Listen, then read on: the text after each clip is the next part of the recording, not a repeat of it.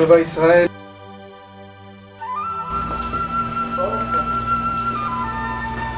ברוך השם, המלאכים הגיעו.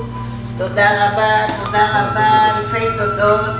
באמת שמגיע לכם שובה ישראל, כל הברכות. שהקדוש ברוך הוא ישמור לנו על הרב ישעיהו פינטו הצדיק, שבזכותו פתח לנו כאן בוונטורה את הישיבה שלו.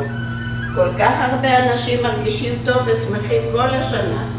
כל שבת, כל חג, ברוך השם, הכל בשפע, בעין טובה, ומכל מקבלים עד פתח הבית באהבה.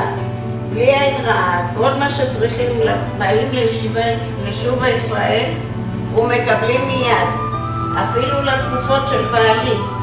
כל שבוע הם דואגים לנו, ממש מלאכים. ואני מתפללת כל הזמן עליהם שיצליחו ושכולם יפתחו את הלב ויעזרו להם להמשיך ולעזור לכל מי שצריך. ושוב תודה רבה לכם, שובה ישראל, שנה טובה ובטובה.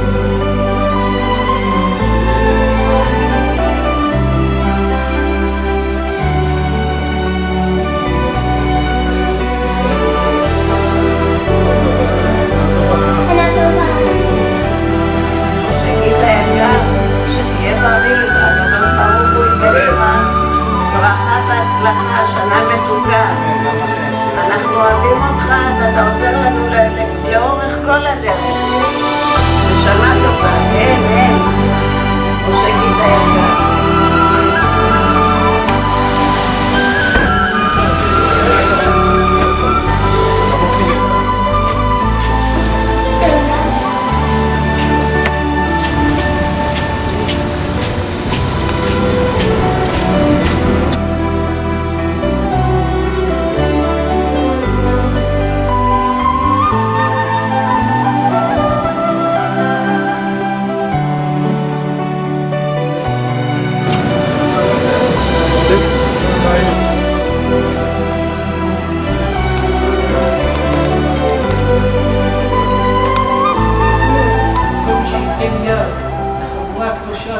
שעושים מסירות נפש, עכשיו במעשים הטובים, הישיבה מחלקת כל יום יותר מ3,000 מנות של אוכל חם מעניים בארץ הקודש.